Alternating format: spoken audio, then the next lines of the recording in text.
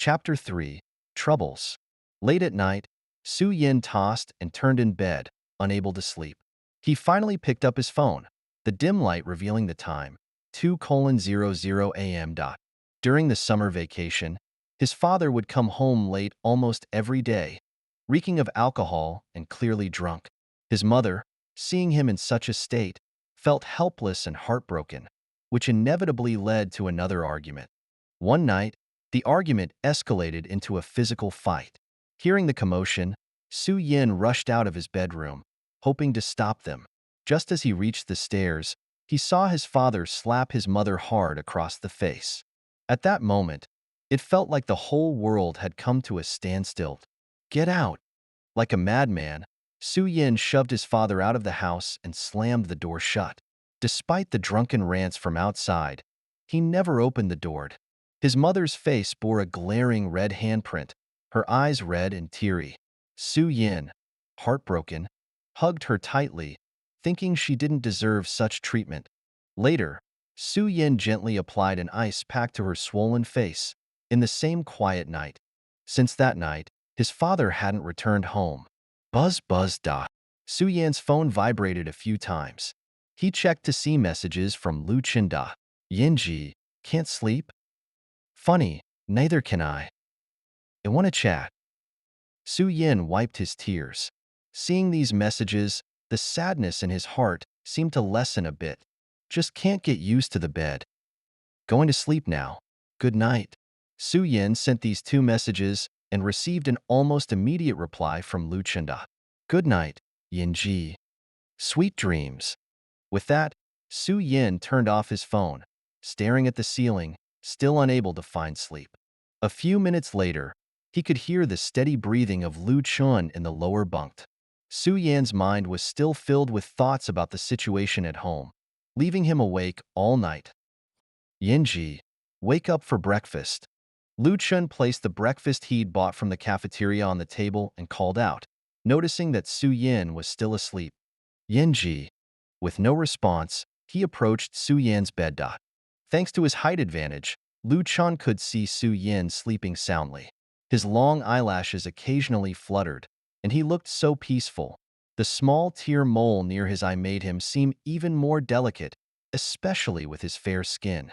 But why was he frowning even in his sleep?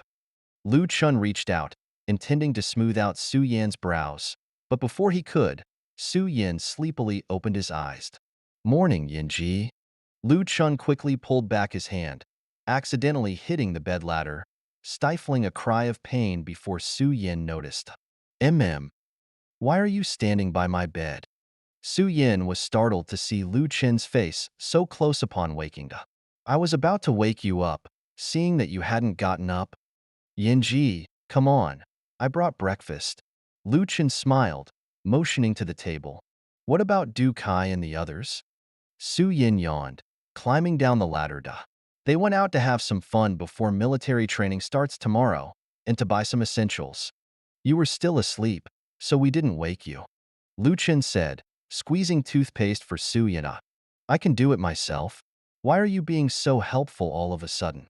Su Yin raised an eyebrow, asking, "Do you need a favor?" "Of course not. I promised my mom I'd take good care of you. And I keep my promises."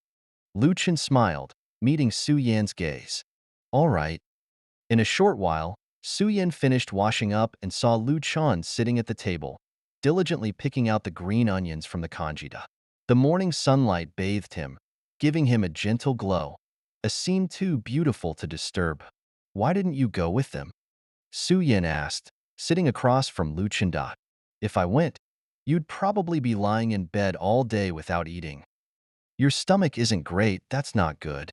Lu Chun pushed the kanji without green onions towards Su Yin, resting his chin on his hand, urging him to eat.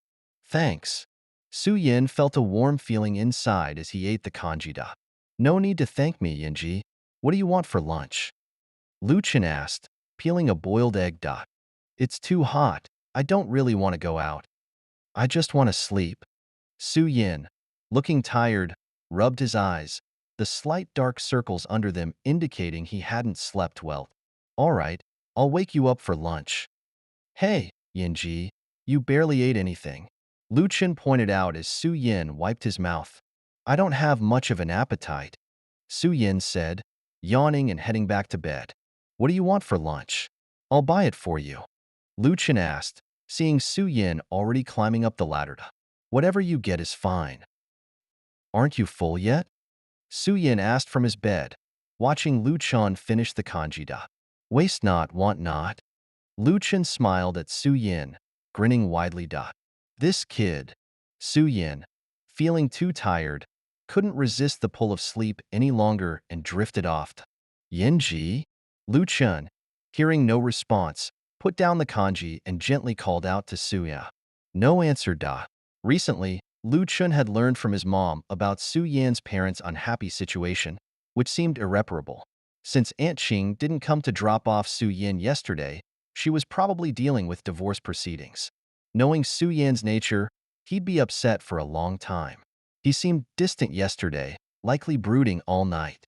Growing up, you always took care of me. Now it's my turn, Lu Chen thought, gently stroking Su Yan's hair. His eyes filled with a tenderness he didn't even realize.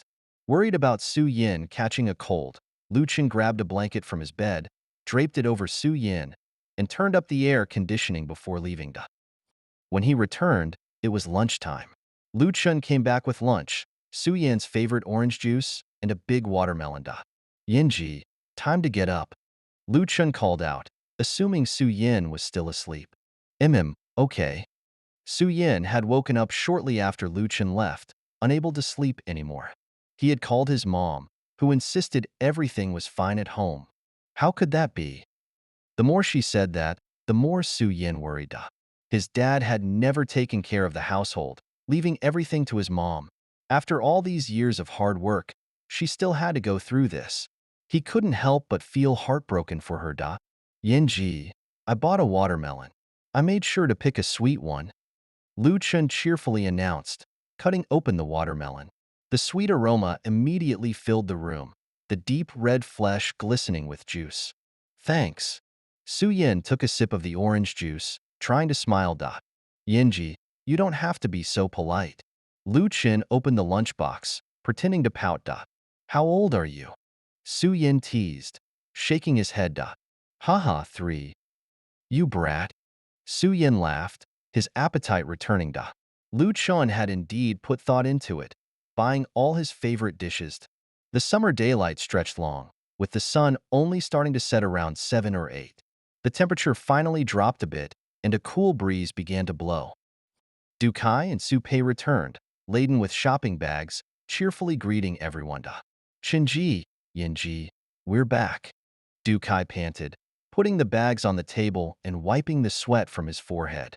Phew, we bought a lot of stuff for military training. Su Pei began unpacking the bags, revealing their contents. Hey, check out what we bought. If we missed anything, we can ask Fanji to bring it, Du Kai said, pulling out the items. Oh, right. Su Pei took out a rectangular package from a black bag. Holding it up, they said this can go in your shoes, so your feet won't hurt. The package read 7 degrees of space in big characters. Su Pei, who told you that? Su Yan's mouth twitched, feeling a mix of emotions. Huh? I heard some girls talking about it at the supermarket. Su Pei scratched his head, not thinking much of it. Do you know what this is for? Lu Chen wanted to laugh, but held back out of consideration. What is it for? Du Kai and Su Pei asked in unison. Lu Chen motioned for them to come closer and explained quietly. Oh. Their faces instantly turned red with embarrassment, wishing they could disappear. Du Kai quickly gathered the items, planning to dispose of them discreetly. Straight men. Su Yin couldn't help but tease. Ignorance is innocence, haha. Lu Chen finally burst out laughing, unable to hold it in. His laughter was so contagious that the others couldn't help but join in. For a moment, the sound of laughter drowned out the cicadas chirping outside. Chapter 4. Subtle Feelings. At 6:20 a.m., the school's broadcast system played the nationwide wake-up call, pulling everyone out of bed with its familiar melody. Attention, All new students are to wear their military training uniforms and assemble on the field at 7:00. As they hurriedly finished washing up, the broadcast announced another notification. Su Yan checked his phone. It was already 6:50. Military training was about to start, and they hadn't had breakfast yet. Their dorm was the farthest from the cafeteria, a 5-minute walk at least. You guys go ahead and eat. I'm not going, Su Yan said, grabbing a piece of bread and a bottle of water. Yenji, you go ahead. I'll grab some buns for you.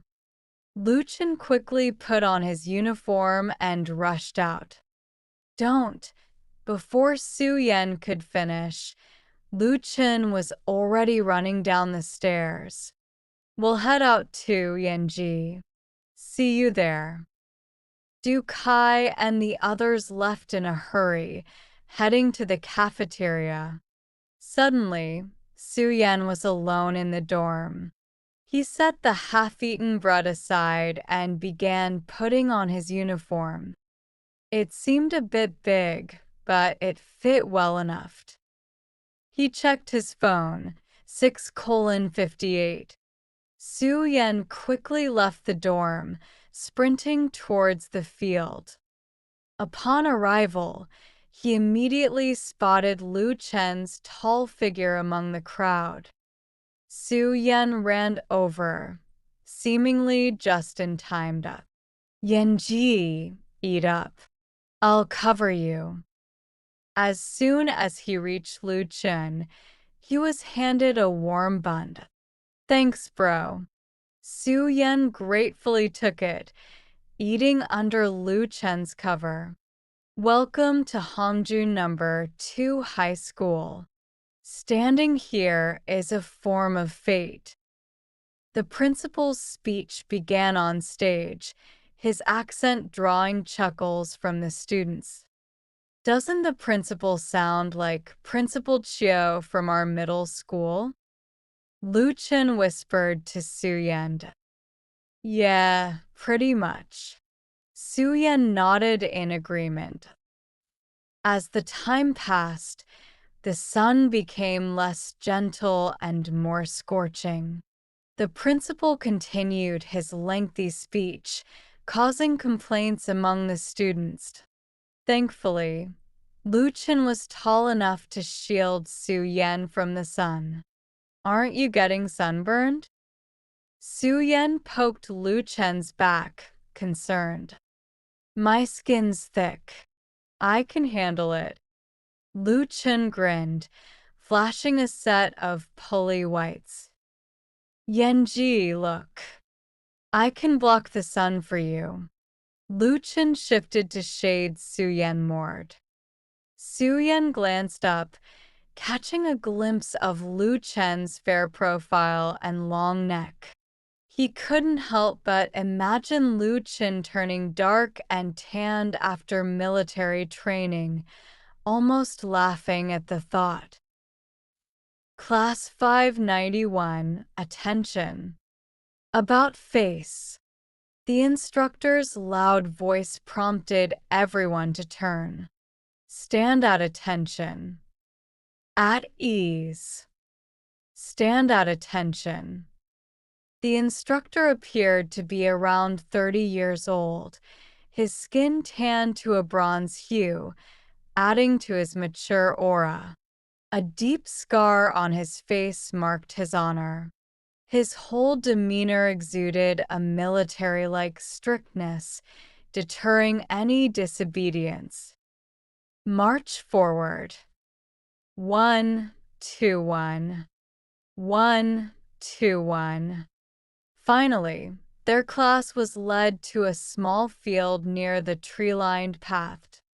Stand at attention. At ease. Hello, I'll be your instructor during this military training. My surname is Xia. You can call me Instructor Xia. Under my watch, there are no deserters. If anyone doesn't want to participate in the training, report. Instructor Xia paused, waiting for someone to volunteer. No one. Good. Stand at attention. Begin standing in military posture. If you have any issues, report. Without warning, Instructor Xia ordered them to stand in military posture. Due to his height, Lu Chun was positioned behind Su Yan this time. As the noon sun grew harsher, a nearby class had already been moved to the shaded path, their instructor teaching them military songs, much to their envy. Before long, several girls in their class succumbed to heat stroke. Su Yan had never felt time move so slowly, nor the cicadas chirping so irritating. It was truly bothersome. Fifth row, third person, if you move again, the whole class will stand for an extra 30 minutes. Lu Chun, who had just tried to shift his feet, was immediately caught by Instructor Xia's sharp eyes. Upon hearing this, Lu Chun froze, not daring to move, standing stiffly. Report. Someone fainted. Du Kai's voice rang out a few minutes later.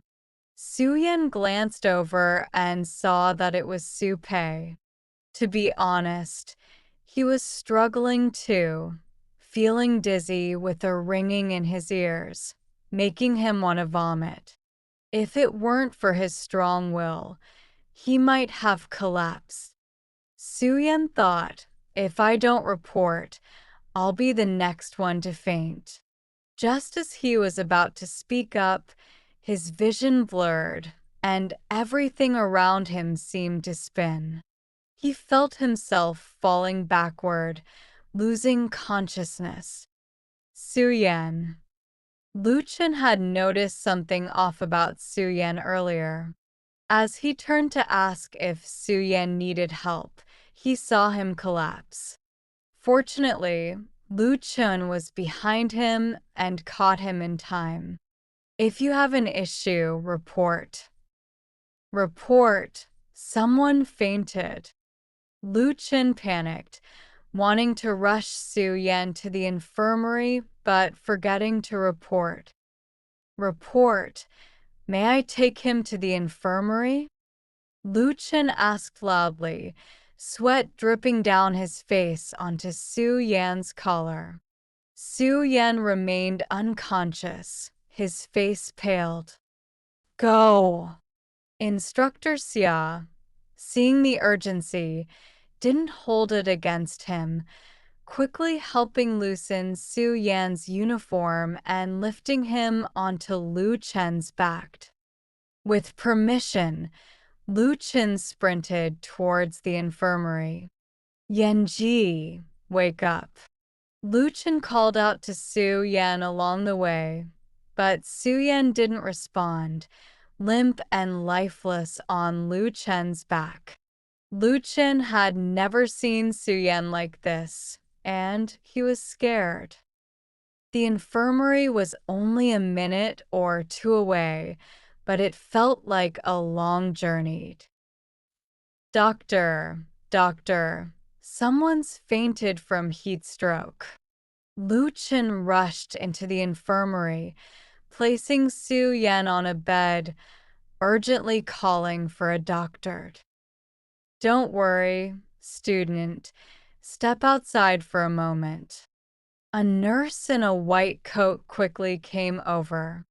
Lu Chen paced back and forth outside, anxious. The distant sound of military songs felt grating and annoying. He should have expected this. Su Yan had always been in poor health. Standing under the scorching sun was bound to lead to heat stroke. Lu Chen ruffled his hair in frustration. Doctor, is he okay? Lucien hurried over when he saw the nurse coming out, asking about Su Yan's condition. "Don't worry, he's fine now." The nurse, a gentle woman, handed Lucien a cup of water, calming him down. "Thank you." After thanking her, Lucien immediately went to see Su Yan. Lucien tiptoed to Su Yan's bedside. Su Yan was still unconscious, lying quietly within 4 drip. A gentle breeze blew in through the window, making Su Yan's bangs slightly messy, partially covering his eyebrows. Lucien instinctively leaned in to brush the hair away. They were so close that Lucien could see the fine hairs on Su Yan's face. If he leaned in just a little more, their noses would touch. Lucien felt a subtle, inexplicable sensation, like a fog enveloping him, something he couldn't grasp.